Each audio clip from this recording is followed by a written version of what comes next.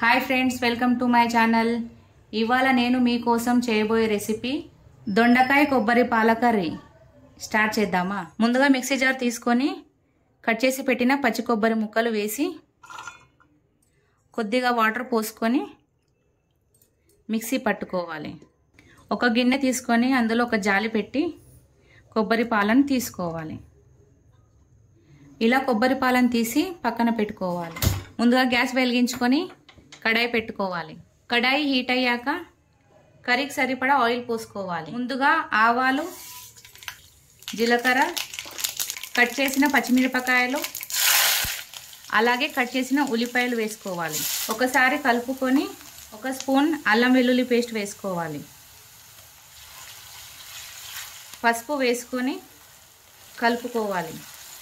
ఇప్పుడు కట్ చేసిన దొండకాయలు వేసుకోవాలి. టేస్ట్కి సరిపడా సాల్ట్ వేసుకొని కలుపుకోవాలి. మూత పెట్టేసి గ్యాస్ని లో ఫ్లేమ్లో పెట్టుకోవాలి. ఇప్పుడు మూత తీసుకొని 2 స్పూన్ల కారం వేసుకోవాలి. కారం అంతా కలిసేలా కలుపుకొని ముందుగా రెడీ చేసిన కొబ్బరి పాలను పోసుకోవాలి. ఒకసారి అంతా కలిపేసుకోవాలి. దొండకాయ అంతా ఉడికే వరకు మూత పెట్టేసి గ్యాస్ని మీడియం ఫ్లేమ్లో పెట్టుకోవాలి. ఇప్పుడు మూత తీసుకొని 1 స్పూన్ గరం మసాలా వేసుకోవాలి. నా పెళ్ళైన కొత్తలో నేను దొండకాయ కర్రీ చేస్తే మా ఆయన అన్నారు, నాకు ఒకసారి దొండకాయ కర్రీలో కొబ్బరి పాలు పోసి చూడు, టేస్ట్ బాగా వస్తుంది అని చెప్పారు.